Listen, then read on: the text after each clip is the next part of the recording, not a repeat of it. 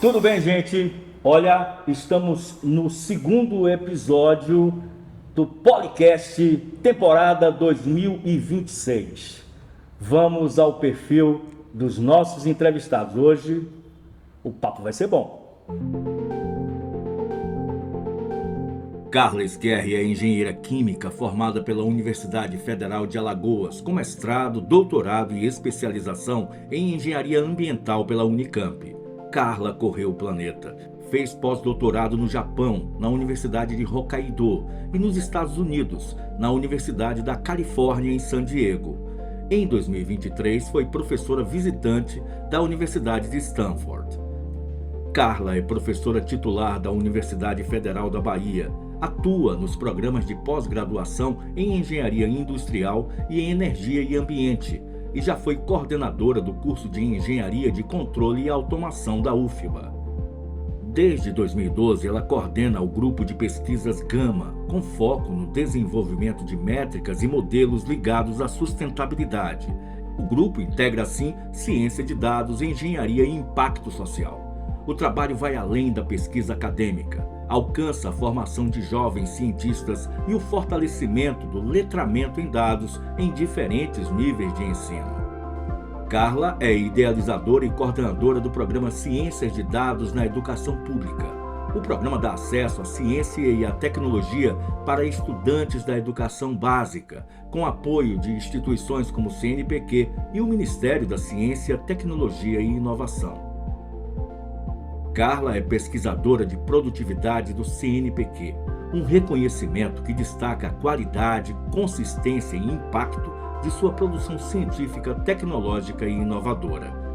Representa um marco importante da trajetória dela e fortalece ainda mais a atuação na pesquisa, abrindo novas possibilidades e incentivando a continuidade de estudos de alto nível.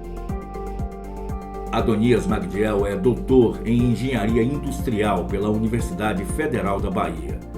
Estatístico e professor associado 1 do curso de Engenharia de Produção da UFBA, Adonias também atua na pesquisa e extensão como pesquisador do LACIB, o Laboratório de Sistemas Integrados de Produção do Departamento de Engenharia Mecânica na Escola Politécnica da UFBA.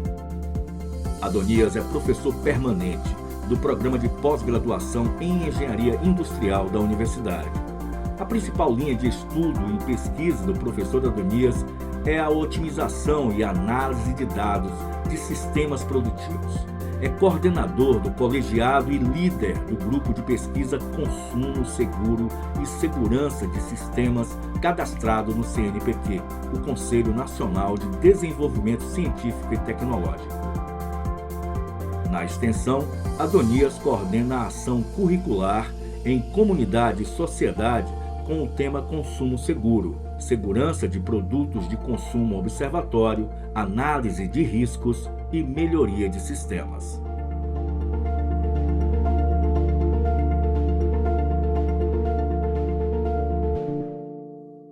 Quando a gente pensou na segunda temporada do podcast, uma parceria bacana com a Escola Politécnica da Universidade Federal da Bahia, nós sempre imaginamos fazer um dos episódios falando sobre a Universidade Cidadã, a Universidade Inclusiva.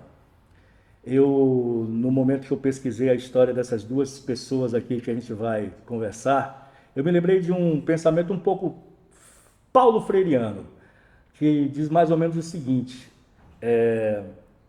no ensino superior, quem ensina que ninguém é superior se torna uma pessoa digna, um professor, uma professora digna. Porque a formação do cidadão, da cidadã, ativos no mercado, na vida, na respiração, na sustentabilidade, no cuidado com o meio ambiente, no cuidado com o outro, passa muito por essa formação acadêmica. E essas figuras, tanto o Adonias quanto a Carla, abraçam essa causa com muito fervor e com muita altivez, com muita prática. E a gente trouxe vocês aqui justamente para isso, né? Para a gente conversar um pouco sobre esse desafio, né? Eu acho que antes de tudo é um desafio, não, Carla? Você trazer para esse mundo tão individualista, tão tão afeito agora a novas tecnologias, a novos brinquedinhos digitais, esse tema da Universidade Cidadã. É um desafio diário, minuto a minuto. Eu diria que é um desafio de, assim, se a gente, né, pensar nesse âmbito dentro da escola politécnica, eu acredito que é um desafio inicialmente porque a formação de engenharia se pretende a ser muito técnica, não é? Então, os jovens que chegam aqui, muitos deles, eles já têm essa visão tecnocrata do que seria a engenharia, né? Então, muitos relatam isso. Eu vim aqui para aprender, para ir para o mercado, para ter ascensão, né, social, ascensão econômica. Então, é uma formação, não é isso, que muitas vezes é difícil vislumbrar que a universidade pode dar muito mais do que isso, muito mais do que técnica. Então, dentro da escola politécnica, eu acredito que um dos nossos grandes desafios como docente é como essa formação pode também explorar, pode ir além da tecnocrata e ir também a questão humana e social, como aquele indivíduo, né, aquele profissional, ele percebe que a atuação dele vai muito além. Então, eu acho que várias formas, né, de ação que a gente tem feito aqui, né, vários projetos, várias iniciativas, ele tem esse objetivo. Adonias, na sua atividade, no seu trabalho, nas suas especialidades, é, quando a gente fala em engenharia de produção, por exemplo, é impossível não pensar em multidisciplinaridade, né? Sim, sim. É isso que a Carla falou e esse desafio que eu trago, né, nesse primeiro embate aqui de temas, né, que a gente vai conversar. Ok, a Universidade Cidadã, a gente entende assim que a gente percebe que quando a universidade reconhece que a missão dela vai além de formar profissionais, mas também formar seres humanos críticos, éticos, comprometidos com a sociedade, a gente entende que o papel da universidade se torna mais exitoso, mais pleno, né? E a gente acredita que nós estamos, né, nesse caminho da professora. A professora tem um trabalho bonito que ela vai daqui a pouco estar tratando, né, aqui também, falando da gente, da aproximação da nossa universidade com a educação pública, né? E a gente entende que a universidade ela produz conhecimento para resolver problemas reais. São problemas do tipo desigualdade social, né? Racismo, inovação, sustentabilidade, então, dentre outras coisas, né? Então, a universidade ela busca dialogar com a comunidade, então está dialogando com a educação pública, né? Dialoga com setores produtivos, governo, movimentos sociais. Então, a gente entende que por tudo isso aí, a universidade, ela busca, principalmente a UFBA, né, ser uma universidade cidadã, nessa perspectiva. E o seu trabalho, eu tive há pouco tempo, né, no sul da Bahia e comentei sobre o trabalho da Carla, né? Porque lá, a Universidade de Santa Cruz, tem um trabalho lá chamado Futuros Cientistas, né? Não sei se você já ouviu falar, Já ouvi, já. né? E assim eu conheci uma figura lá chamada Sofia, que é uma jovem, né? Que se tornou uma jovem de 21, 22, não sei não. E ela se tornou a monitora, uma das monitoras, depois de passar pelo lado da escola que ela vivenciou, né? As cientistas, tal, vislumbrou o caminho que ela queria. Hoje ela é monitora do. O que passa-se com uma figura como Sofia lá, que era aluna de uma escola pública e hoje já é monitora de um projeto. É um sonho que você tem, e aí você pode comentar o seu trabalho, né? Que é um trabalho encantador, né? É o sonho que você tem de vê-las nesse É caminho? um sonho, eu vou até dizer que virou assim realidade, né? Então antes a gente pensa aqui, né? Que pode ser feito? Então assim, eu e o professor Adoni, a gente trabalha numa área muito próxima, né? Que são técnicas e tecnologias, né? Voltadas para a área de modelagem, mas sempre orientada a dados, na exploração, né, da sociedade, de processos, mas todos os processos orientados a dados. No meu caso, especificamente, né, eu coordeno um grupo de pesquisa desde 2012 e por muitos anos, né, esse grupo era majoritariamente composto por estudantes meninos, né? Então, assim, por mais que a liderança fosse eu, a gente só tinha jovens de ensino, tanto de mestrado, doutorado como graduação, mas do sexo masculino. Sim.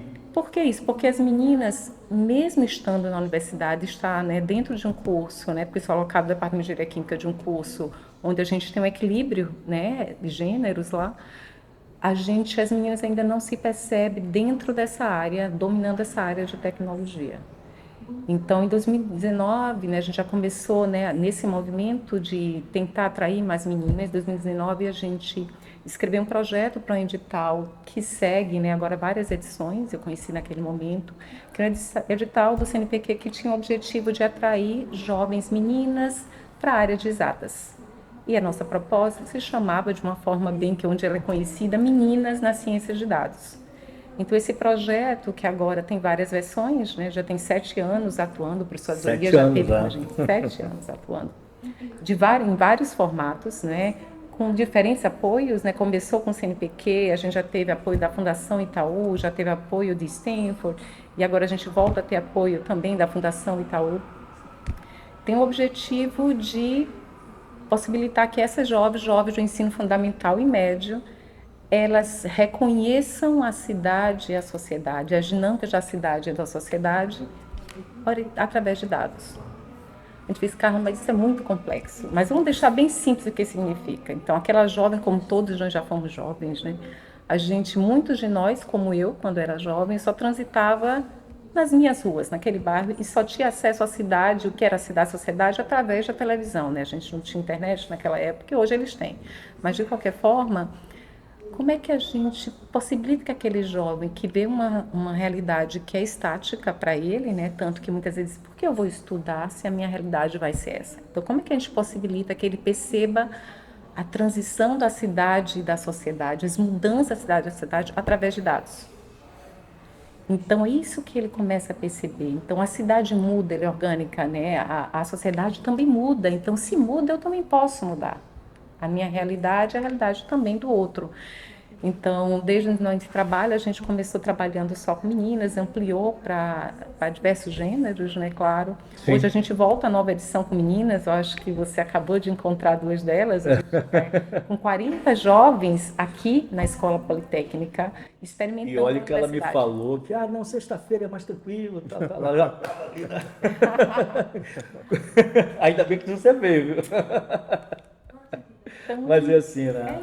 É isso. Não então, assim, para. ainda bem, né? Porque a gente tem uma equipe que trabalha conosco, né? De estudantes de graduação, mestrado, doutorado, professores também, que abraçam, né, esse movimento. E falando, né, assim, quando você comentou, o professor Adonias, ele é de um curso, né, que transita por várias formações e tudo. Eu diria que é uma proposta que conseguiu atrair diversos colaboradores, porque também ela não é única de um curso só. Então, entender a cidade e a sociedade, incluindo a engenharia como parte desse processo, para todos nós. Então, a gente tem professores, tem estudantes de diversas formações que abraçam e que colaboram de diversas formas. E a engenharia tem a engenharia, a engenharia química, por exemplo, tem tudo, né? Né? As engenharias, né? E quando a gente trata sobre o conceito hoje vivente, né, da necessidade que a pessoa tem que ter de conhecimento na área de matemática, de exatas, não é? E quando você vai para o consumo, por exemplo, o cuidado que as pessoas têm que ter com o dia a dia, né? Que a pessoa acorda hoje e já está com um aparelhinho desse, né, do celular na mão, né? Para o seu trabalho, ele envolve muito, né, pelo que eu pude estudar um pouquinho, sobre esse cuidado do cidadão e da cidadã com o que eles consomem. E o consumo aí, quando a gente fala a palavra consumo numa sociedade capitalista, bota a mão na cabeça, né? Hein, Adonias? De fato, eu atuo em matemática aplicada em engenharia e tem uma parte também que eu atuo na extensão, né, que é consumo seguro, que também é uma área que tem me encantado muito, né? Então, o que seria o consumo seguro? O consumo seguro, ele diz respeito à segurança do produto, né? Ou seja, a forma segura de você consumir ou utilizar um produto final. Nós temos um costume, um hábito muito nos preocuparmos com a segurança, principalmente do trabalhador na empresa, e deve ser assim mesmo, né? A engenharia, a gente tem assim uma perspectiva assim muito técnica, né? E de fato nós temos assim nos debruçados, nós temos dado ênfase em estudos muito nessa área de sistema de segurança na área empresarial, no ambiente industrial. Porém, quando a gente fala em consumo seguro final, né, e uso final do produto, a gente está falando principalmente no ambiente doméstico, na residência. Mas há consumo seguro? Vocês acham que há consumo seguro mesmo? Esse, Você é segura do que você consome? esse Eu diria assim, Eu volto para ti. eu vou dizer assim, vou assim, complementar, né? Porque acho que é isso que a gente pode fazer aqui. Eu acho assim, se a gente trabalha na formação, e vou dizer do meu ponto de vista, que é o que é o nosso desafio, na formação de jovens críticos e conscientes, a gente consegue chegar a um nível de consumo seguro. Porque seguro, 100%, eu não sei como seria, porque sempre há uma probabilidade de risco aí, mesmo que baixa, eu acredito. Eu, né? A questão é que, na verdade, a segurança do produto, ela é um tema multidisciplinar, né?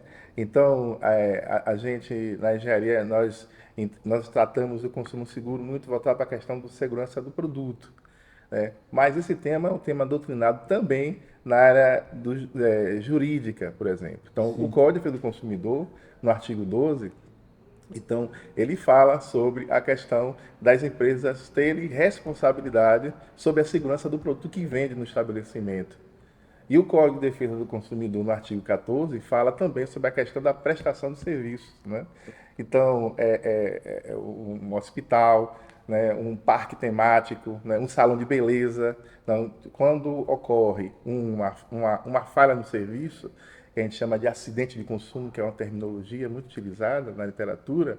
Então, quando há um acidente de consumo, ali se manifesta algumas questões interessantes, que muitas vezes precisamos estar divulgando isso para a sociedade, né? Então, o indivíduo, quando sofre um acidente de consumo, ele precisa relatar esse acidente de consumo às autoridades. Nós não temos esse hábito de relatar os acidentes de consumo. O que é o acidente de consumo? Desde de explodir uma panela de pressão, você cozinhando em casa, né? Você manusear, abrir uma lata de sardinha e rasgar o dedo, né? Você está com seu filho e ele usando produtos infantis e aquilo produzir um dano na criança, né? Então, esse tipo de acidentes de consumo, ele precisa ser relatado, né? O Inmetro tem uma plataforma chamada CIMAC, né? Que resiste ao acidente de consumo a qualquer tempo, né?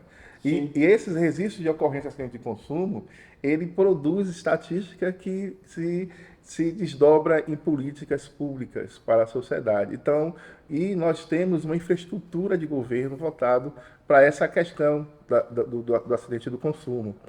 Em 2013, o nosso país ele instituiu uma rede de consumo seguro nacional, que é coordenada pelo Inmetro, Senacom, que é a Secretaria Nacional do Consumidor, e a Anvisa, a rede de consumo seguro no nosso país. No caso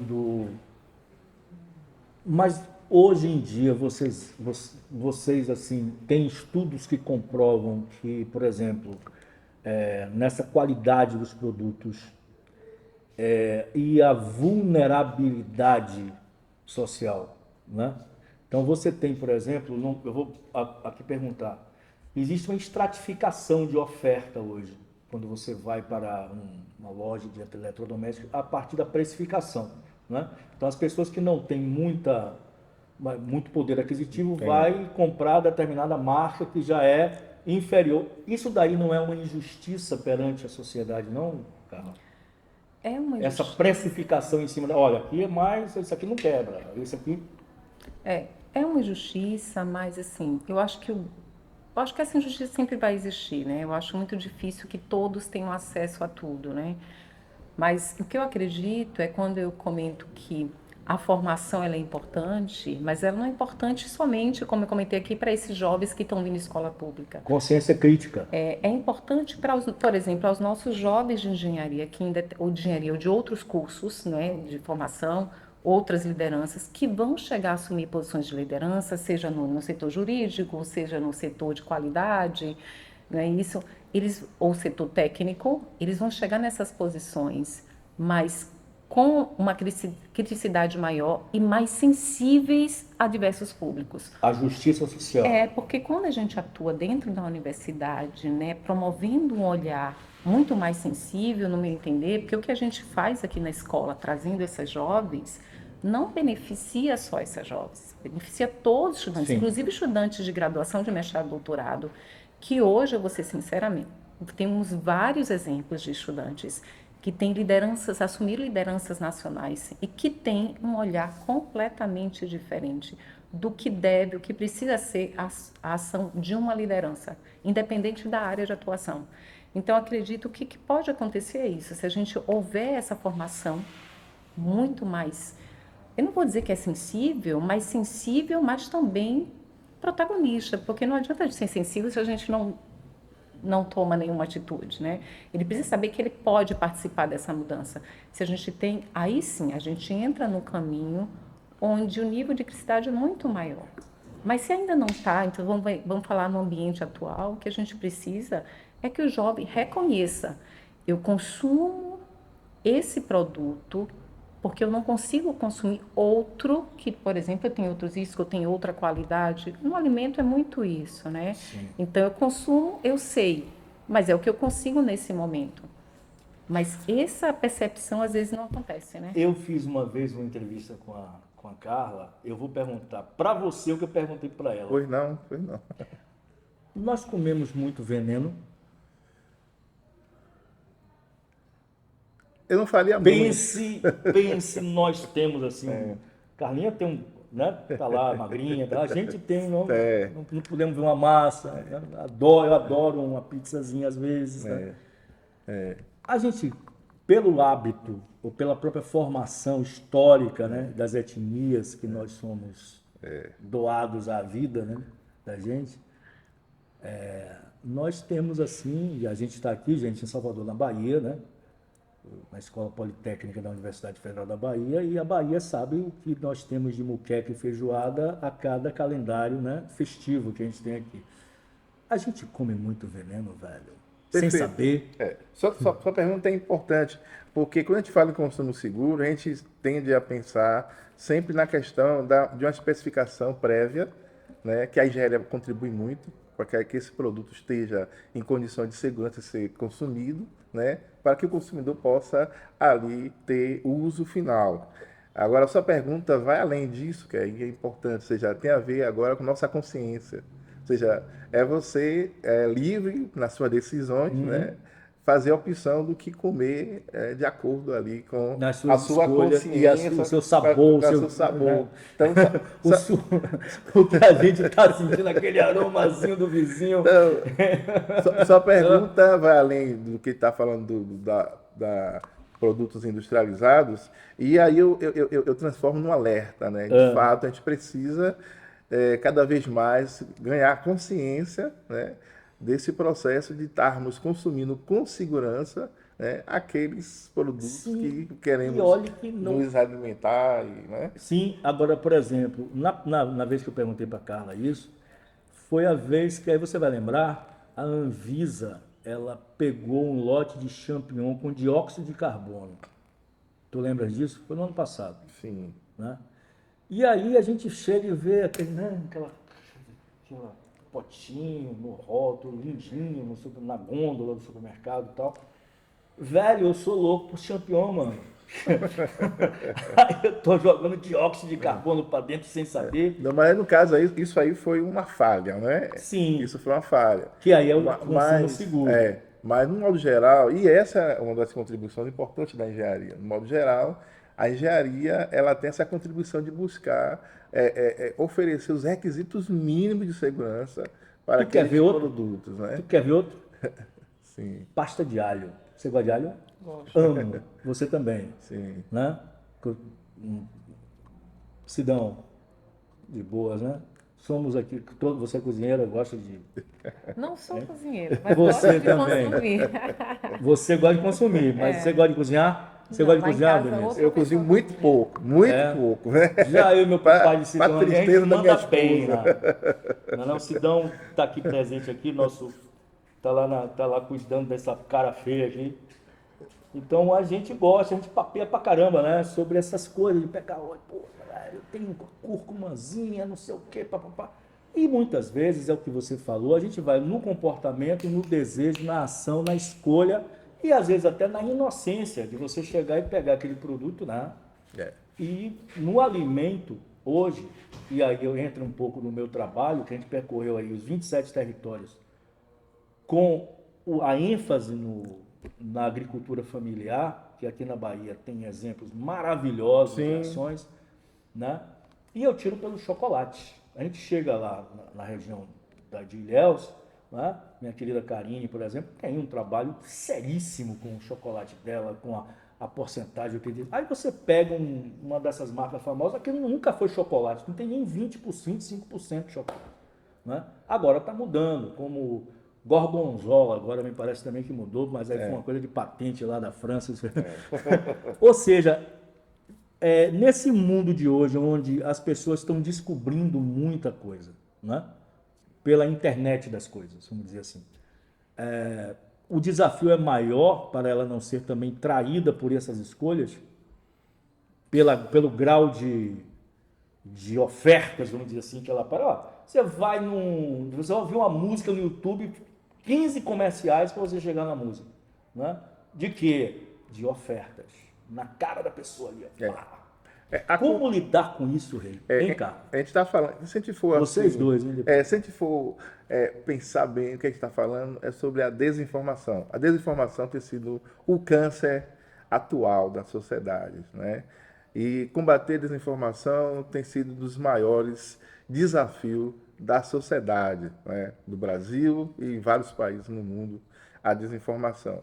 Eu diria que, de fato, a semente está exatamente na educação.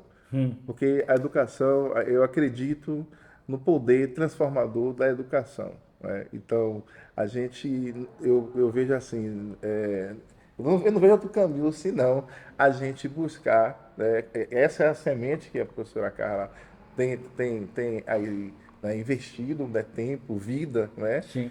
Na educação, porque quando o cidadão consciente, ele detentor da informação, ele consegue estar menos vulnerável a essas situações, né? Você falou da decisão, tem a decisão do indivíduo, né, do que ele faz para consumir, mas existe algo ainda um pouco mais perverso, ou seja, na relação do consumidor e empresa. O consumidor é a parte hipossuficiente, ou seja, é a parte mais fraca da relação da empresa e consumidor. Por quê? O consumidor, falta nele informações, né? Porque o produtor, ele tem a informação técnica daquele produto todo que está ofertando. Você falou agora do Champion, né? Então, o produtor, ele tem toda a informação técnica que está entregando para você. Então, a gente é a parte hipossuficiente, fraca. Então, para equilibrar essa relação, é por isso que o governo, ele entra aí com a infraestrutura, o Estado, né?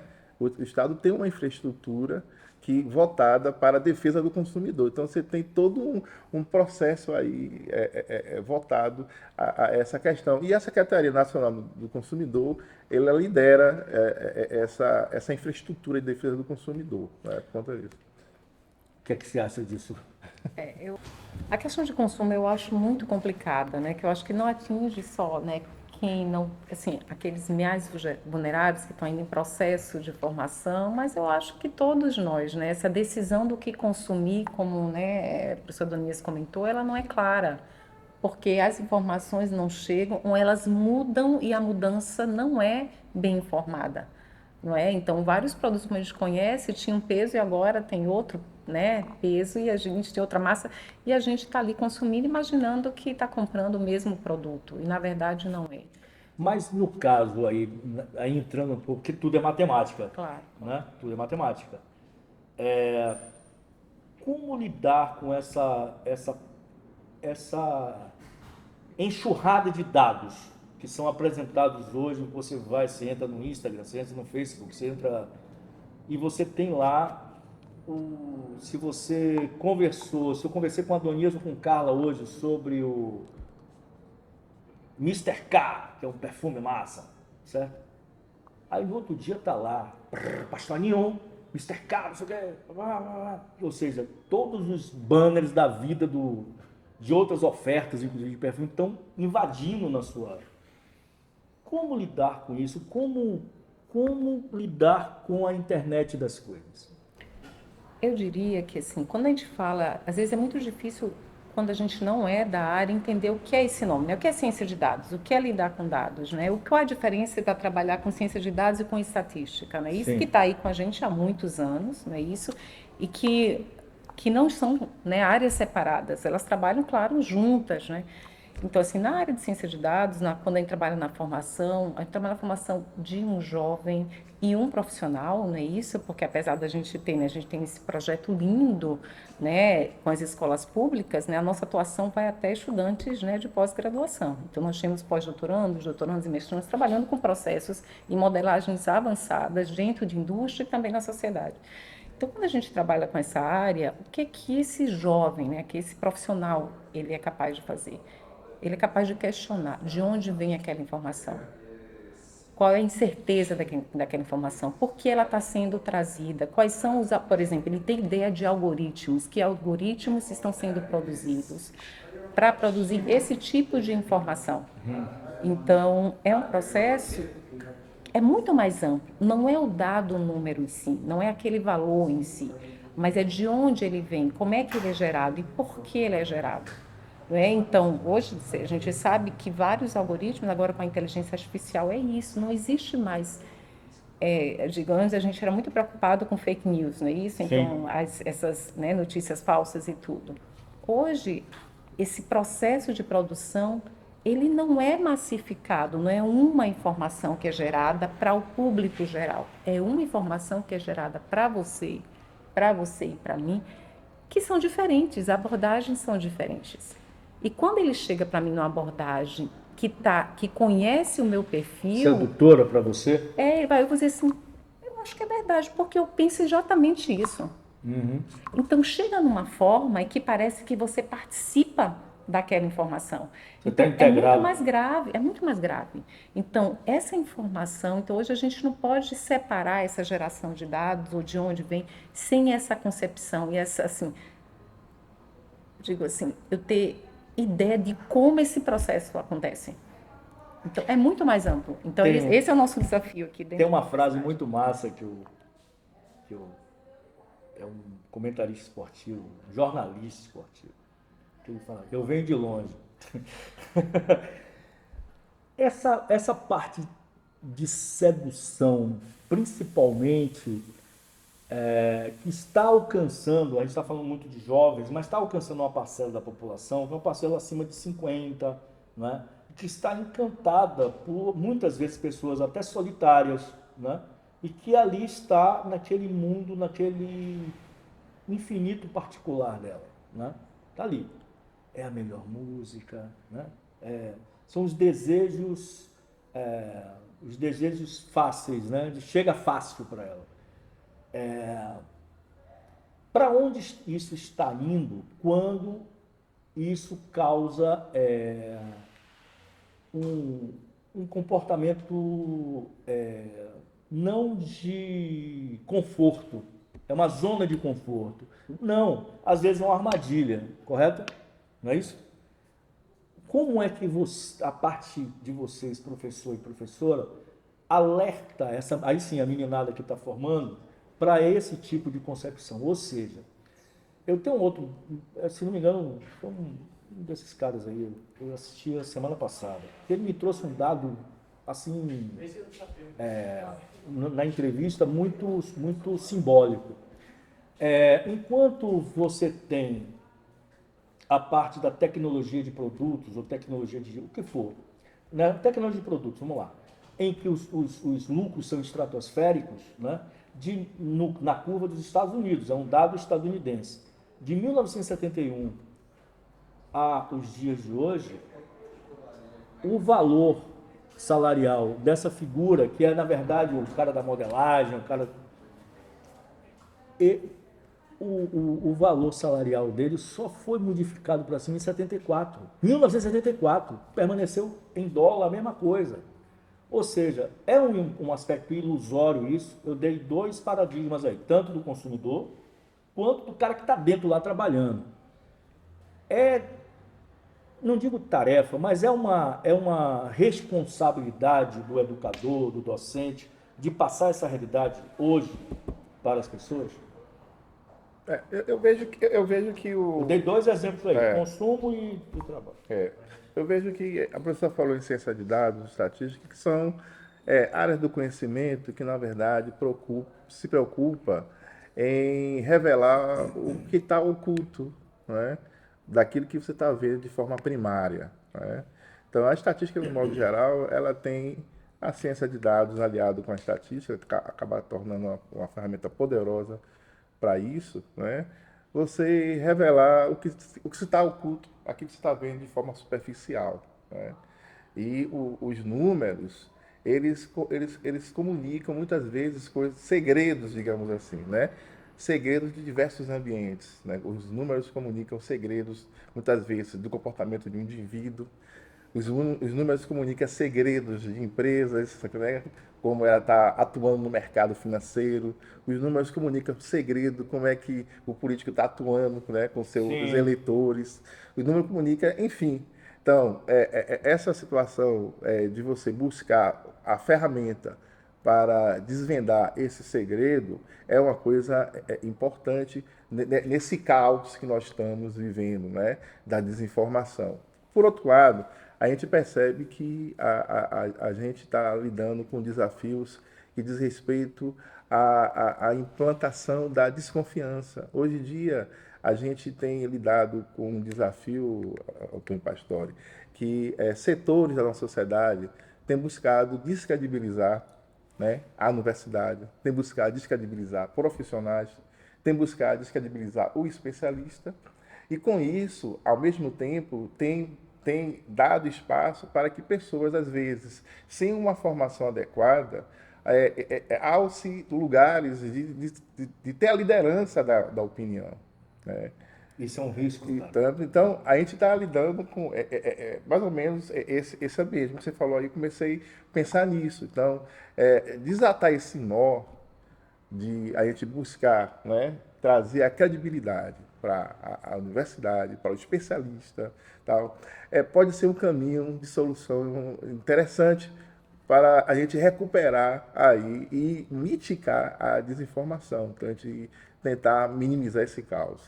É o que eu poderia... O desmistificar, na verdade, né, o que aquilo tá por trás, né? Que há uma invisibilidade ali de muitas informações, né? Eu concordo, né? Claro que eu não posso esconder você, né, Aninha? Porque a gente trabalha na mesma área, a gente trabalha juntos, a gente colabora. Eu queria trazer para você o segundo movimento, o movimento desse gráfico, que eu vou pesquisar para a gente botar dentro do nosso papo aqui. Mas eu vou exemplificar, é bem rápido. Ele é um gráfico normal, né, de 1971 a 74, você teve ganhos salariais, vamos dizer assim, nas pessoas que trabalham com tecnologia de produto, tecnologia de dados nos Estados Unidos. Depois, mano, isso estagnou. As big techs, vamos dizer assim, se tornaram bilionárias, e essa galera ficou num estágio de ganho, né, muito estagnado. Aí entra essa questão que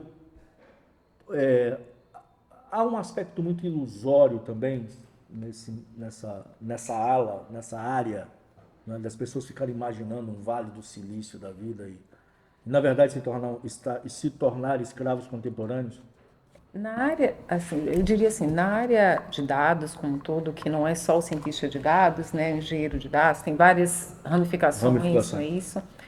Por muitos e muito tempo, eu acredito que ainda hoje esteja assim, houve uma seção salarial e uma disputa por profissionais muito grande, né? Eu tenho vários exemplos, felizmente, né? Claro, felizmente nossos e alunos nossos que entraram no mercado, não somente, né, em indústrias, né, mas também no mercado financeiro, na área de saúde, né? Trabalha no Albert Einstein na área de ciência de dados, lidera, na verdade, Porque toda a naturalmente equipe. houve uma abertura nesses lugares, nessas instituições, em que essa profissão até surgiu e não existia. Não existia. Na verdade, ela foi se constituindo. Mas por quê?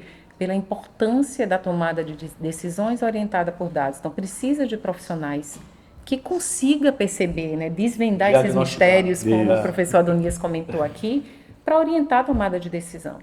E por muitos anos isso foi muito difícil, inclusive para as empresas, onde elas investem naquele profissional. Tem vários exemplos de empresas que investem em profissionais. Esses profissionais ficam um tempo e ele é seduzido para ir para outra empresa. Então, eu não vou dizer que é o furto de, né, não é de profissionais, mas assim, as propostas e a rotatividade muito grande, muito grande. Por isso, o salário, a gente até um tempo atrás, eu preciso até investigar nesse último ano, do cientista de dados, de profissionais que trabalham, era um dos mais altos. Chegava a se dizer até que era a profissão mais sexy do momento, é aquela de trabalhar com dados. Porque é isso. E também pela questão de você não precisar estar presencialmente no local. Então, eu posso trabalhar numa multinacional e querer trabalhar aqui. Eu tenho um exemplo incrível, né, de profissionais nossos, que diz, Carla, eu estou aqui trabalhando para uma empresa que é de São Paulo. E eu trabalho para ela porque eu não quero sair daqui. Então, assim, a questão de salário para essa equipe ainda continua alta em comparação, eu digo, inclusive, até dos nossos engenheiros recém-formados ou ainda em processo de ascensão. Para especificar bem, o gráfico que foi apontado é da indústria de produtividade.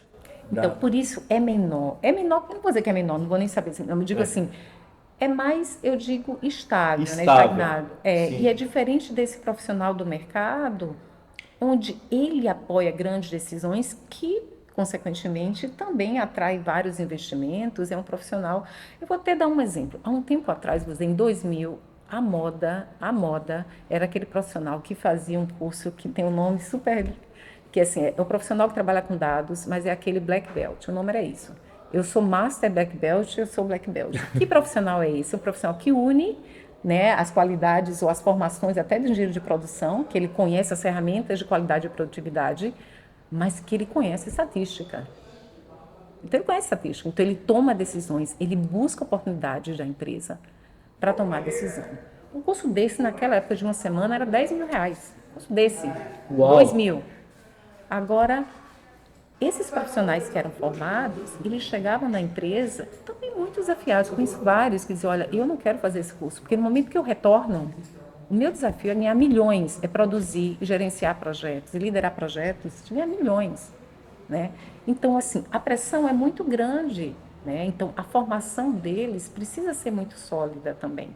Então, dentro da nossa área de engenharia, eu acho que é algo que eu e o professor Adonias, né, temos trabalhado muito nisso, é assim, como é que a gente possibilita que esses jovens, os engenheiros atuais, eles também tenham uma formação sólida, orientada por dados?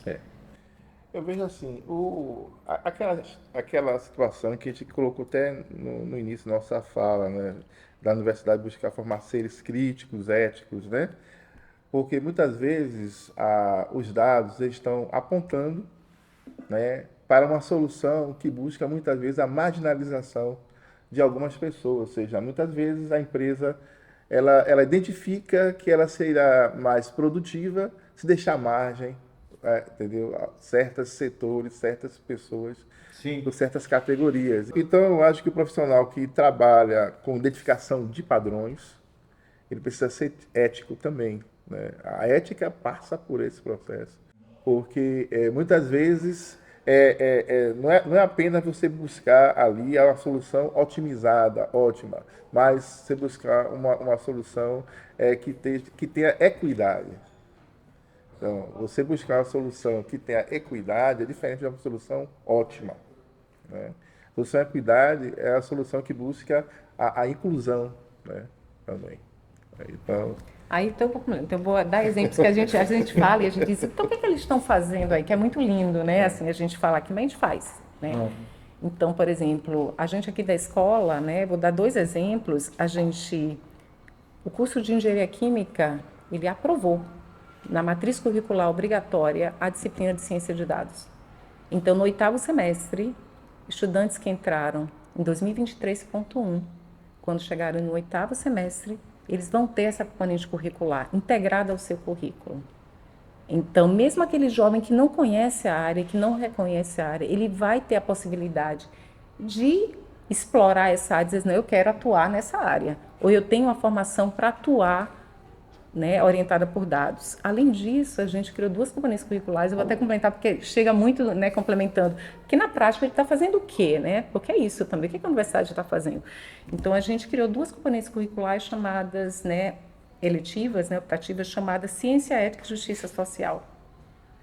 Então, aqueles jovens que não conhecem o que é feito na universidade, que conhecimento é produzido na própria universidade, né, eles não vão para o mercado só para operar, que já é difícil, não vou dizer que é fácil não, né, operar um processo, mas que é difícil, mas eles vão sabendo que eles podem criar algo novo, né? Aí entra essa questão ética, mas cria como, né? De forma que seja equitativa, né, que os processos eles consigam perceber onde atuar e como a melhor forma de atuar. E justiça social é esse olhar, né? Que público é esse marginalizado que eu preciso perceber que está ali no meu entorno? Então, a gente tem movimentos sólidos ocorrentes dessa universidade que servem de exemplo para outras universidades também. Eu me lembro que o Antônio Pastor iniciou falando assim, universidade cidadã, né, que a gente falou aí, nessa perspectiva, a pessoa está entrando agora na inclusão. A gente poderia entender assim que o que seria universidade inclusiva, né? A gente poderia assim perceber. Eu vejo que é aquela universidade que garante, né, que todas as pessoas, né, tenham condições reais de entrar, permanecer e concluir sua formação com dignidade, né? Então, isso aí envolve políticas de ações afirmativas, envolve política de assistência estudantil, assistência de permanência, né? Tecnologias assistivas, e aí vai. Então, a gente entende, a universidade entende que os talentos estão em todos os lugares, mas as oportunidades não, né? Então, a professora está fazendo um trabalho na educação pública buscando dar oportunidade, né? Então, a universidade, de fato, ela tem essa contribuição e a professora está de parabéns, né? Estamos, né? Porque você está nessa iniciativa também. E aí buscando dar essa oportunidade, porque quando a universidade abre portas para todos, né? A universidade ganha talentos, ganha ideias, ganha esperança, né? De a gente mudar. Então, eu vou dar só um exemplo aqui. Assim, quando acontece, como é que a gente se sente? Eu vou dizer o que aconteceu ontem. Recebi uma ligação de uma diretora de uma das escolas querendo falar comigo. Eu disse assim, estou dirigindo, mas lhe retorno em 1 minuto. Quando eu retornei, ela, Carla, uma de suas estudantes, que é estudante nossas do projeto, passou. Vai ser aluna de Engenharia Química. Ela começou com a gente com 12 anos de idade, aqui do Colégio Henriqueta, e vai ser nossa estudante. Além de vários outros exemplos, estudantes que estão aqui, né? Em engenharia, em estatística. Então, assim, é emocionante ver, né? Que um estudante que nunca nem sabia que aqui era uma escola politécnica e agora vai ser aluno dessa escola. Emocionante. Então, o seu depoimento, professora, mostra que a universidade transforma pessoa, família e a comunidade inteira, né? Então, e busca mesmo fortalecer a nação, né? Nesse sentido aí. É por isso que a gente precisa defender, Antônio Pastor, a universidade cidadã inclusiva, né? Porque quando a gente defende isso, a gente está defendendo um país mais justo, um país democrático, um país desenvolvido. Então, parabéns.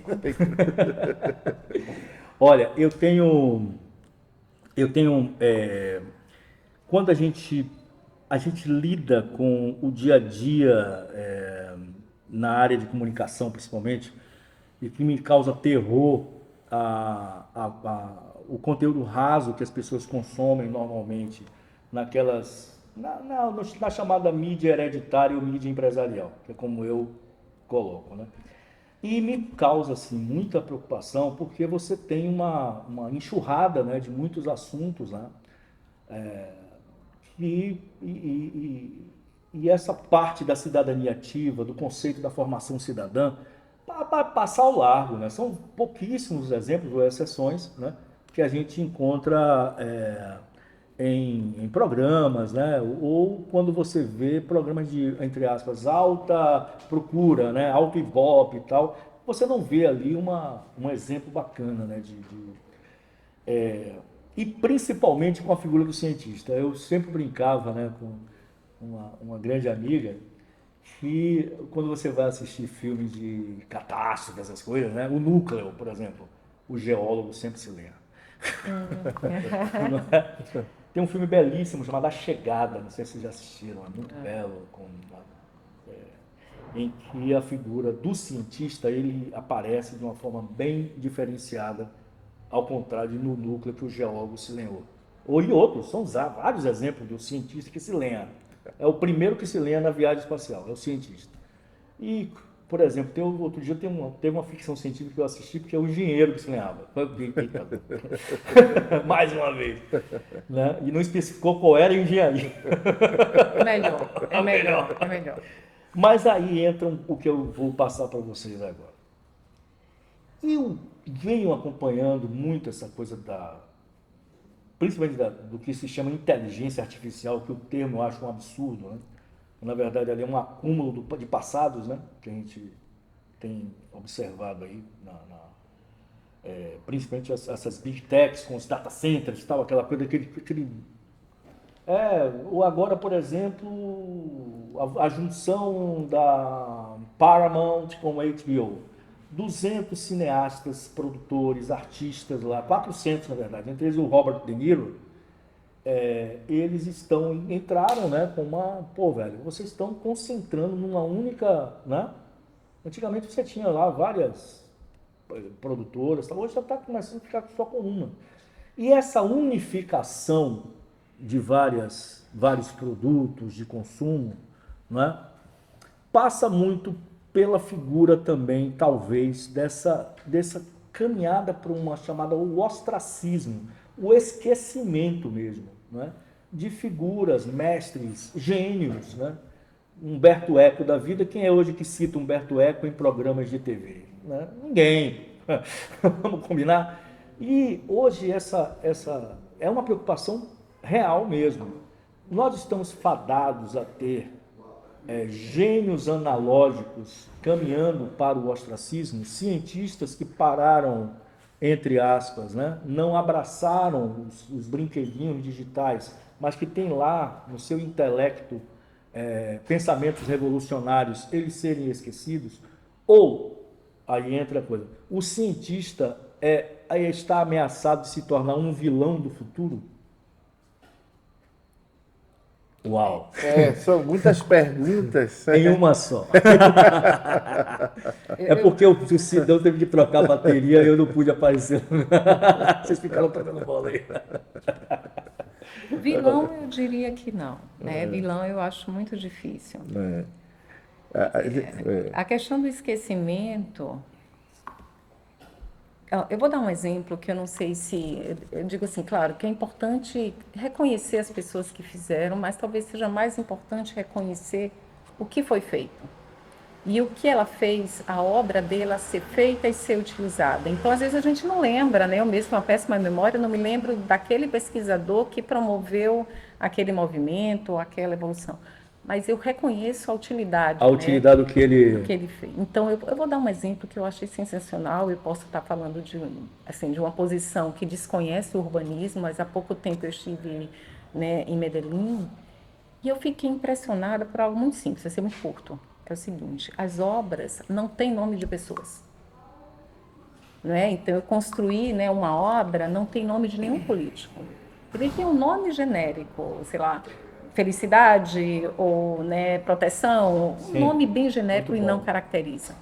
Isso é muito importante, que ele faz com que aquela obra ela vai ser cuidada por várias outras, né, outros políticos, né, e outros movimentos que vão vir posterior àquele primeiro inicial. Mas tá lá. A politização de ruas, eu nunca vi um negócio desse, mano. Inclusive com coronéis do passado que meteram o nome de escola com o nome, né, triplicaram. Nossa Senhora, E não é só aqui na Bahia, não. Tem em vários outros. Né? Você batizar o mesmo nome, cara, não chega a ser uma coisa, sabe, fora do comum, né? E aí entra essa coisa, a ditadura militar, né? O golpe militar que o Brasil sofreu, o que teve de estátua, né, de erigida, né, desses caras, e loucura, né, mano? Pois é, então talvez eu só vou concluir, porque o professor Não, com certeza perfeito. vai dar um Não, show não, aqui fica- como não, sempre. Não, mas eu diria assim, o que você assim, está falando é bacana. É bacana. que é o seguinte, a gente tem esse programa, né, que hoje chama Ciência e Dados na Educação Pública, que é em parceria com, né, com o governo municipal, né, para ampliar para todo, né, para todo o município e tudo, para estudantes de escolas, temos aqui dentro também. Mas para você ver, o nosso movimento não é um movimento de permanência, muito menos na liderança. O nosso movimento é um movimento de criação, de apoio à criação de um coletivo estudantil, que não tem o nome de nenhuma liderança. O nosso coletivo se chama Her Data. Como é que é o nome? Her Data.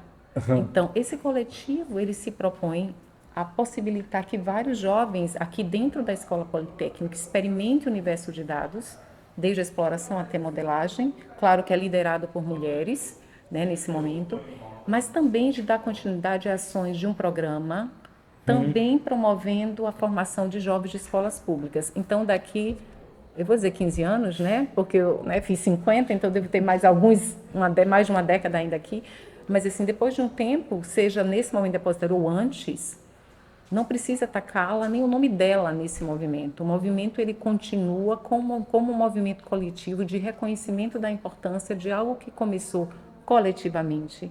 Mas claro que precisou de uma liderança, porque a liderança ela é necessária até nos momentos, né, para se conseguir, né, recursos. Então, quando a gente submete o projeto, precisa ter um coordenador.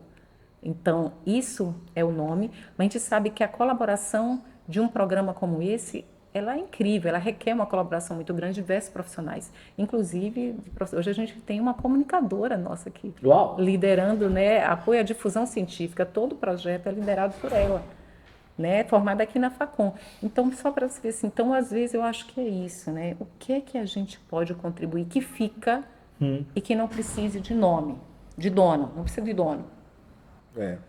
Eu vejo Mas não é uma cultura de conveniência, um pouco de colocar o cientista de lado, não, cara? Não, eu vejo Ou a assim. figura, não só o cientista, o professor, a academia, a universidade. Não, eu vejo assim, o que a professora falou tem um contexto assim importante, né? Mas tem outros contextos, porque a ciência em si, ela se faz a partir da continuidade. Então, você continua aquilo que, né, que outros iniciaram antes de você. Essa é a marca, né, central da ciência. Então, a questão da gratidão, né, você dá honra à pessoa que fez algo lá atrás, né, você reconhecer esse esforço, essa dedicação de vida, é uma coisa saudável. Eu não vejo assim com problema não. Tem contextos, né? Mas, na verdade, a sociedade ela está um pouco assim, sendo um pouco agressiva com isso, né? E é o esquecimento que você está trazendo aí, né? Então, isso é saudável porque você traz ali uma honra àquela pessoa que dedicou a vida naquela temática, que trouxe muitas vezes uma cura, uma descoberta, um progresso importante para a nossa sociedade, para a humanidade. Então, você dá honra a essas pessoas, eu acho saudável, eu acho salutar, né? A gratidão, e aí volta para aquela questão, né? A gente precisa sempre estar valorizando a formação ética do ser humano. E um dos traços dessa ética é a gratidão. A gente está vivendo uma sociedade pouco grata, né? que exercita pouca gratidão das coisas, e eu acho que é importante. E nesse ambiente, eu vou até complementar, para não ficar mal entendido, né? Então, assim, as mulheres cientistas são as que mais são afetadas, né? Então, quando esse reconhecimento, muitas vezes, ele não aconteceu historicamente. Então, o que eu digo não é uma questão assim da gente não reconhecer, mas saber que aquela obra pode continuar, porque é muito difícil um jovem saber de onde se originou aquele movimento.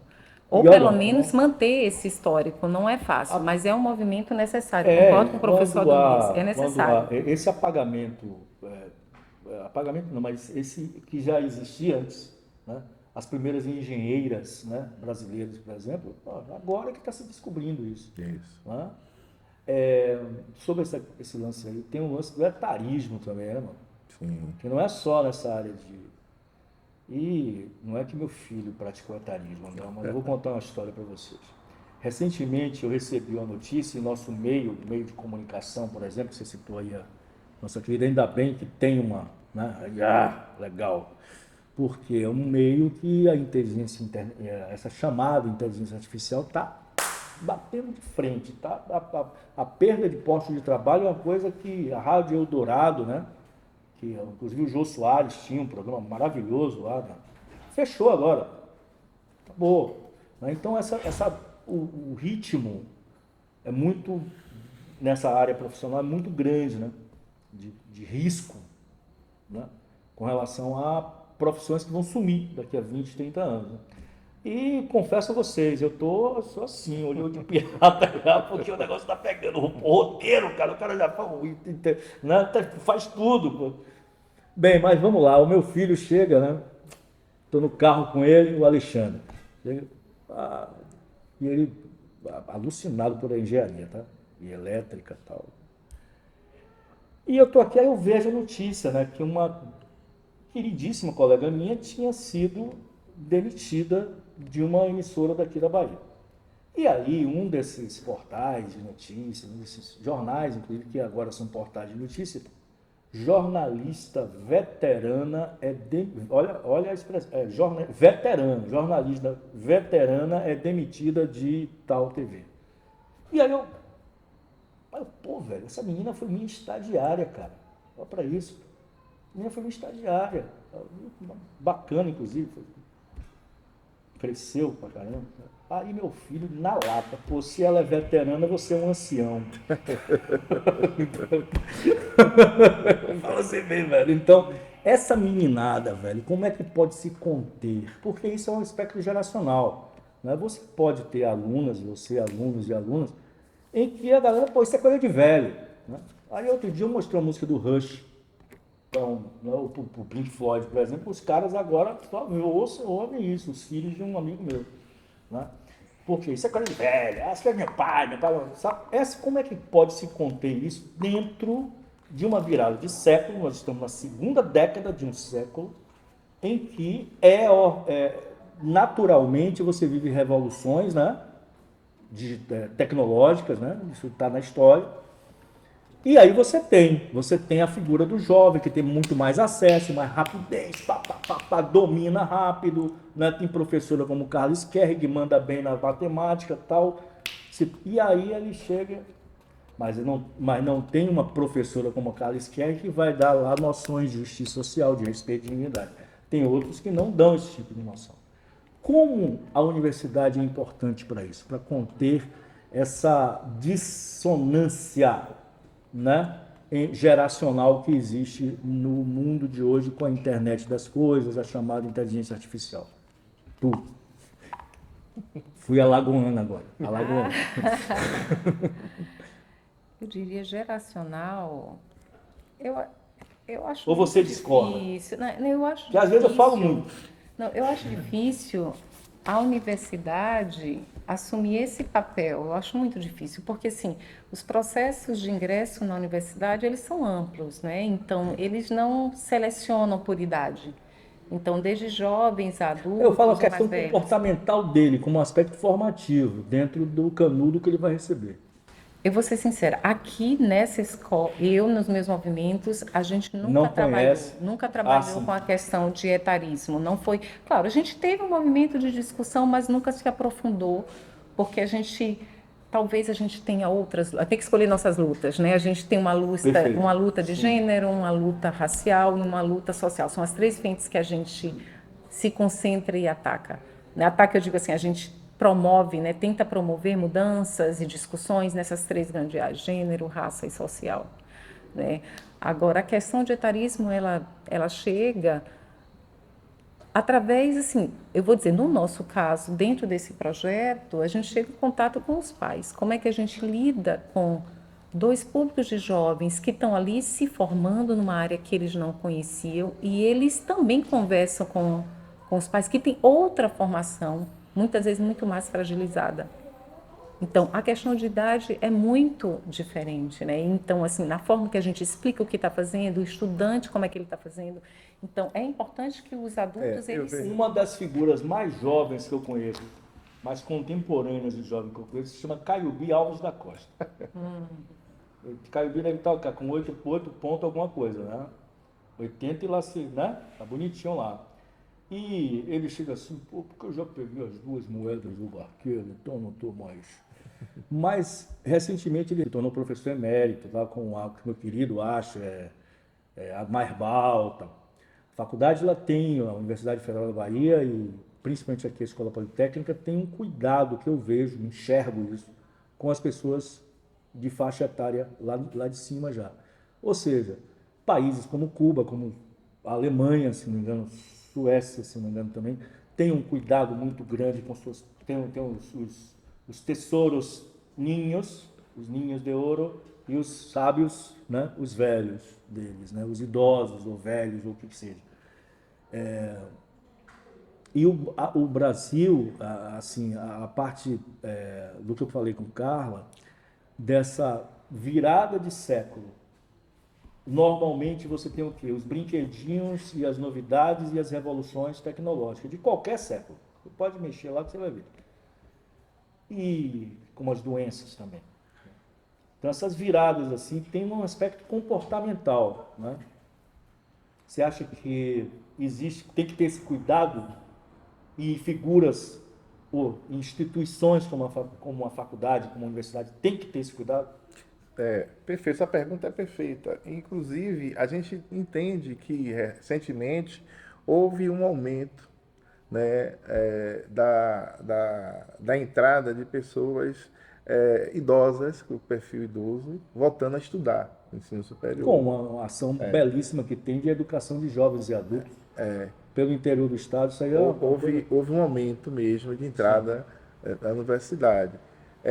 E aí a universidade tem muitos desafios, né? Você tem o etarismo, você tem o racismo estrutural, você tem o elitismo, Nossa. você tem a evasão, não é? Que lhe dá, muitas vezes a evasão lhe dá até pela opção mesmo do estudante, alguma coisa particular, mas nós temos a exclusão escolar, que é outra coisa diferente, porque o aluno se vê sem condições, sem infraestrutura, né? E então a universidade ela tem buscado ampliar, né, as bolsas. Então a bolsa é uma coisa importante, né, crítica nesse processo, fortalecer as ações de permanência na universidade, isso ajuda, né, a gente ter esse tipo de contribuição, né, nessa questão. E aí também a universidade tem tratado isso aí, valorizar a saúde mental dos estudantes, né? Então você tem um acolhimento, né, um trabalho de psicologia, de assistência estudantil com esses alunos, com esses processos. Então, Porque muitas vezes isso que ele falou, Carla, é fundamental. O perfil do estudante, as pessoas pensam que é uma coisa até maquinal, o cara sai de casa, vai para... Não, existe a questão da saúde mental, existem as pessoas de moradas universitárias, pessoas do interior que vêm para cá, ou seja, tem todo um perfil diferenciado que a instituição tem que olhar, tem esse olhar diferenciado, né? E principalmente a instituição pública. Quando ele chega aqui, é fundamental, né? Existe uma etapa anterior onde um estudante do ensino médio, ele não sabe que existe. Então, muitos optam por não tentar entrar na universidade. Diz, não, mas eu preciso trabalhar, porque quando chegar lá eu não consigo ter um mínimo de suporte. Então, é um grande desafio, eu acho, nosso, né, dentro desse escopo da universidade, expandir o acesso a essa informação. Esse é um dos nossos desafios que a gente tem também, né? Então, como é que esses estudantes jovens e adultos, que a gente trabalha também com eles, como é que eles reconhecem, sabem que universidades públicas têm todos esses programas, diferentes programas, não é isso? Ou talvez ampliar os programas que existem. Por exemplo, tem um programa belíssimo, que ainda tem poucas bolsas, né? Que é o programa de iniciação científica júnior, né? Que é bolsas de estudantes do ensino médio. A gente tem bolsa de iniciação científica para ensino fundamental. Aqui? Eu digo assim, dentro de projetos, não como ampla atuação, né? A gente não tem um edital da universidade. Mas um garoto ou garota que estão no ensino médio, eles podem ingressar? Então, podem ingressar. Claro que sim. As bolsas, né, elas ainda são um número mais reduzido. Limitado, ainda mas existem vários professores que constroem projetos e solicitam bolsas e selecionam jovens para isso. Então, seria uma forma. Eu falo assim, o melhor dos mundos seria o professor ter ali, estar alinhado com a política, né, vitoriosa aqui na universidade, com a infraestrutura, e aí poder fazer frente a essas demandas que a gente está conversando aqui. Mas, na realidade, é um descompasso, né, entre a ação do professor, né, há um descompasso entre as políticas, às vezes a universidade não tem uma política ainda amadurecida, né? A infraestrutura ainda é aquém, tá? Esse descompasso, e professores, nem todos os docentes têm a consciência de ter essa ação, né? De acolhimento, de fazer essa transição, de fazer esse reparo, de fazer esse ajuste, né? Então, é um desafio grande. Então, o melhor dos mundos que a gente busque esse alinhamento, mas na prática a gente convive com esses descompassos e a gente vê assim algumas ilhas, né, de professores que buscam fazer as ações nisso. A gente vê algumas políticas da nossa universidade que tenta fazer alguma frente ali nesse desafio, e a gente percebe que existem algumas infraestruturas mínimas que conseguem fazer alguma coisa ali e acolá. Então, mas é um alerta que a universidade precisa estar atenta a buscar realmente alinhar isso, né? Alinhar e fazer. Alinhar e fazer. Tecnologia e automação estão deixando a gente mais feliz ou infeliz? Ambos. Eu acho que é um dilema que nem a gente nunca está totalmente feliz ou infeliz, né? Então, dependendo dos espaços, do momento, a gente acaba se sentindo das duas formas, né? Mas eu acho que na verdade, eu acredito muito na tecnologia. Então, se ela for bem construída, eu acho que o caminho é que ela promova, né, mais inclusão. Vou mudar a pergunta. Como a tecnologia pode ser um instrumento de felicidade? Uau! No meu ver, tecnologia é um termo muito amplo, né? Porque às vezes quando você tecnologia social, tecnologia... mas eu digo assim, a tecnologia... Vamos botar como a chamada inteligência artificial, a internet das coisas, esse mundo dessas transformações que a gente está vivendo, pode ser um instrumento para a felicidade, para a dignidade humana. Eu diria assim, se eu tiver num ambiente profissional, ela me ajudaria a ser mais eficiente no meu trabalho. Sim. Então, eu poderia fazer algumas atividades num tempo mais curto e de uma forma mais produtiva. No ambiente, né, eu digo, de empresarial. Então, isso me ajudaria, teria uma maior felicidade, sobraria mais tempo para eu me dedicar para outras coisas que eu gostaria de fazer. Quando é o universo da indústria, eu digo que é mais fácil a gente perceber, né, que a tecnologia pode nos ajudar a ser mais eficiente, não é isso? Inclusive produzindo, né, ou construindo processos novos também. Mas, assim, por outro lado, no universo pessoal, eu ainda volto para a questão do tempo. Se a gente conseguir utilizar, né, que eu me lembro assim, por que a gente tem, agora não, mas de quando falava assim, por que você tem uma máquina de lavar prato? Porque hoje você precisa de um robozinho que limpa a casa. Eu não tenho, mas várias amigas têm. O que você faz com o tempo que sobra? Então é isso. Então, assim, eu acho que a riqueza é isso. Você talvez usar a tecnologia para ter mais tempo. Talvez para gastar menos água, gastar menos energia, ter um processo mais sustentável. Agora, quando essa tecnologia ela arranca a profissão de alguém? Vou dar um exemplo. Roteirista de TV. Programa. Vou falar na minha área. Editor, fotografia, designer. Então, nossa, vamos partir só para a área de designer. Aí o cara chega, tem um prompter lá que... Isso não vai precisar de uma regulação, algum conceito mais avançado lá na frente que promova essa conscientização do dono dos meios de produção, que aqui está o trabalhador, e ele, ao invés de arrancar aquele emprego, ele dá a ferramenta para o trabalhador usar de uma forma melhor e aproveitar mais o tempo e entregar um produto com mais criatividade. Eu vejo assim, Antônio Pastore, que as tecnologias em si, ela não tem juízo de valor, né? A gente sempre volta para o mesmo ponto, né? Somos nós que estamos por detrás dessas tecnologias que precisamos exercitar nossa ética, né? Então, desde sempre esse problema vai estar existindo e vai continuar existindo.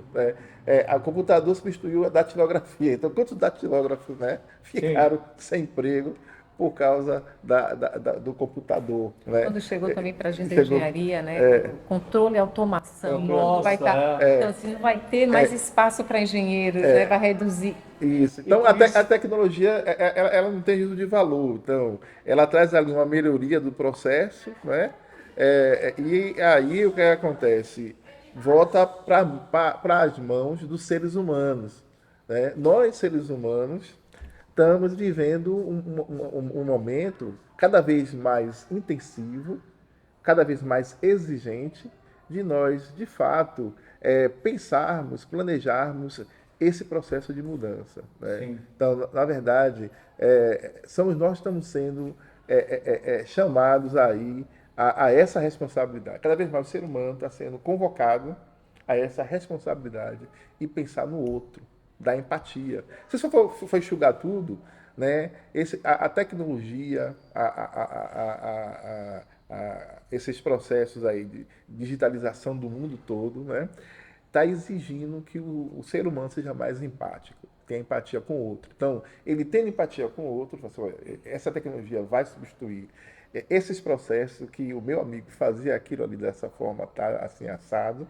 Então, eu preciso planejar isso, eu tenho essa empatia com essa pessoa, e eu vou tentar ali acolher e suavizar esse trauma. Porque esse trauma é impossível a gente se libertar desse trauma.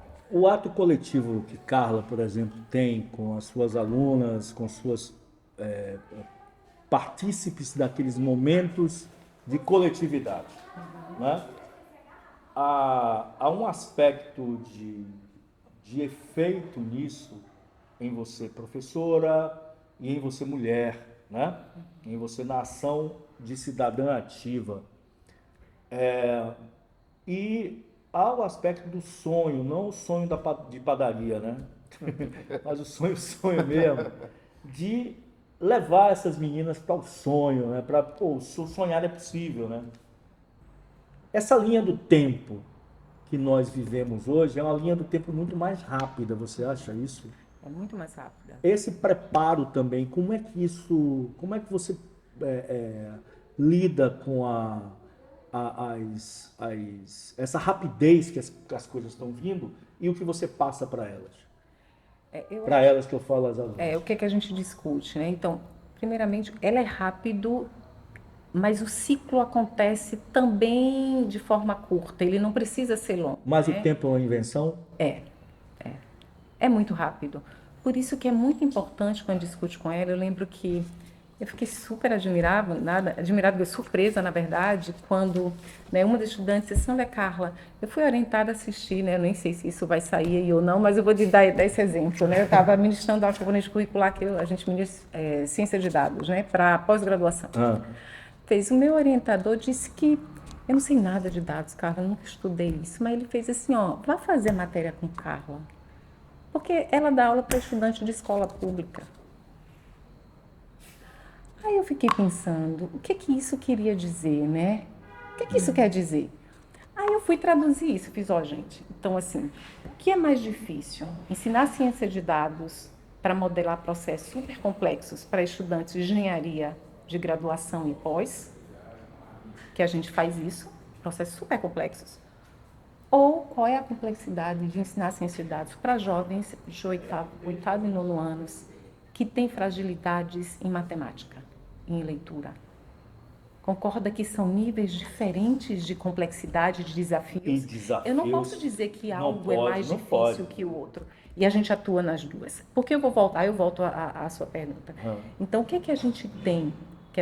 Quando a gente promove uma ação onde interage estudante de escola pública, do 8º, 9º ano, ensino médio, com graduação, com mestrando, doutorando, o graduando, o mestrando, doutorando vão estar no mercado em curto espaço de tempo, concordam? Porque eles saem mais rápido, né? E os estudantes continuam. Aquele estudante que passou por um processo de formação nosso, com um olhar mais social, ele retorna. Eu tenho estudantes, líderes reconhecidos em indústria química, indústria de processos, fora do Brasil, no MIT, fora, em Stanford, que diz assim, Carla, me diga uma coisa, esse ano, o que é que eu posso ajudar? O que é que eu posso fazer? Então, é isso. Aquele jovem que passou por uma formação, eu estou super arrepiada, que passou por uma formação, ele não espera ser chamado. Ele sabe que ele pode atuar, porque a nossa formação foi uma formação protagonista e não passiva. Muito lindo. É lindo. O que eu digo, o que eu tenho para dizer, adicionando ao que a pessoa está falando, eu falaria o seguinte, professores não desistam, né? Mesmo que a circunstância, né, não pareça as melhores, né? Porque eu sou resultado disso. É interessante eu estar aqui nessa mesa, porque eu sou aluno de escola pública, né? Então, professores não desistiram de mim, e eu estou aqui conversando com você sobre esse tema, né? E mais ainda um testemunho. Ambos somos. Somos dois. Você foi aluno de escola pública. Maravilha. E mais ainda, meu pai foi, eu não. Isso não foi combinado. Isso não foi Marista e Sartre. Eu estou muito feliz aqui que isso não foi combinado, porque também eu fui aluno da professora Carla, e estou aqui do lado dela conversando com orgulho, né? Estou aqui meio tensa, sentindo. Por isso que os ciclos são rápidos, porque no momento que ele era meu aluno, mas ele tinha formação em estatística, ele era aluno, mas também professor. Porque quando eu tinha dúvidas, eu perguntava. Fui aluna no doutorado. Fui monitor dela, inclusive. A vida. Olha, Vinícius de Moraes, a vida é a arte do encontro. Juro que eu não sabia. Pois é. Mas que eu digo, e eu estou muito feliz aqui nessa mesa, entendeu? Porque eu me sinto muito assim, agradecido, né? O sentimento de gratidão é uma coisa importante na nossa vida. Eu não tenho mais nada para falar. Não, é mesmo. E ele sabe disso, porque assim, de tempos em tempos eu ligo, Adonias, a gente tem uma dúvida conceitual na área de estatística. Você me ajuda aí, o que é que você quer? Te fala, e ele discute, eu digo assim, olha, o professor Adonias, ele abriu, né, a nossa mente, disse que a gente pode correr e discutir nesse formato. Então, essa dupla, né, essa admiração é mútua, né, Adonias, e também essa colaboração é mútua. Né, e hoje, né, ele coordena o curso de pós-graduação que eu faço parte, olha aí, né, vou dizer que era meu coordenador. É um depoimento. Que delícia, por isso que o tempo é uma invenção. Eu sempre defendo isso, né? Me dá as mãos aqui. Gente, olha, que coisa boa, viu? É sempre bom encontrar pessoas como vocês. Certo? É ótimo participar. Ele falou, professores não desistam. Não desistam. Não desistam. Não desistam. Tá bom? Ok. Obrigada. Eu não vou falar mais nada depois desse. Obrigada, eu tinha mais perguntas para fazer, mas foi como. Ok, beleza. Não é? Beleza. Muito obrigado pela participação de vocês aqui, tá certo? Gente, olha, esse foi o podcast número 2 da segunda temporada com meu querido professor Adonias, minha querida professora Carla. Ó, papo lindo. Vocês fiquem bem por aí, porque tem na Poli TV todos os episódios, tanto os de 2025 como os de 2026. Rapaz, esse copo aqui tava com água gostosa agora. Tava mesmo, Água mesmo. Olha, fiquem, ó. Beijo para vocês. Voltamos com mais um podcast, o 3º da temporada. Provavelmente a gente grava, aqui a gente gravou no dia 20, quanto hoje? 24, né? 24 de abril de 2026. Em maio a gente vai ter mais outra gravação, tá bom? Mas essa daqui vocês com certeza vão assistir, porque foi um papo muito lindo, né? Tá bom? Beijo pra vocês. Legal. Não desligue não, viu, Sidão? É o seguinte, eu soube que você exemplifica muito a matemática na arte da capoeira, né? E aí quando eu soube disso, Adonias, aí eu me lembrei de uma situação que eu fui gravar uma capoeira de Angola. Capoeira de Angola naquela... no chão, não é isso? É isso, né? Eu tô lembrado. E eu ia perguntar, uma das perguntas que eu ia fazer é se Carla considera, ou você considera capoeira arte, luta ou um exercício matemático. Eu vou ter que dizer um exercício matemático, mas vou dizer para a gente, né, que trabalhou com ela, só para saber o contexto, a gente tem dos conceitos mais difíceis, inclusive na graduação, posso entender, é o conceito de correlação, né? Que foi uma das perguntas que eu te fiz, você lembra, quando eu te liguei e tudo. Então, assim, a gente estudou com essas meninas os movimentos de capoeira, né? E dos diferentes jogadores, né, dos integrantes da capoeira, como é que eles se correlacionavam, né? Quem toca, quem está jogando, quem está assistindo, quem é que se correlaciona de uma forma mais alta, quem se associa de uma forma menor. Então, a gente fez esse processo que é um exemplo. E só para te deixar, assim, não sei se você sabe, além disso, a gente também fez uma dança onde elas também promovem, né, o entendimento de correlação, onde grupos diferentes dançam de uma forma unificada para um tipo de correlação, opostas para correlação negativa ou aleatória para correlação zero. Então, assim, por isso que eu acho a capoeira uma dança, que é lindíssima, né? Então, como eu gosto de dançar, eu diria que é uma Tudo dança. é cálculo, né, mano? Tudo é cálculo. Por exemplo, falar em capoeira, eu me remeto ao recôncavo, tem um fato maravilhoso, que a gente começou a gravar a capoeira lá em Santa Amaro, naquela praça de Santa Amaro. E aí o pessoal começou a gravar, e quando aí a produtora chega pra mim, pastor, olha pro céu. Aquelas chuvas do recôncavo que ninguém espera, né? Começou a cair um pé d'água, meu irmão. Quem disse que a gente saiu? Claro, recolhemos as câmeras, mas eles continuaram. E foram as imagens mais lindas, uma das partes mais lindas do recôncavo na palma da mão, que foi um documentário que a gente fez da TVE, 1996, Santa Amaro Purificação. As cenas mais lindas, né, com a Mabel Veloso, tia do Caetano, exemplificando isso era arte, isso era luta, exercício matemático. Beijo pra vocês. Tá bom. Valeu. Obrigada.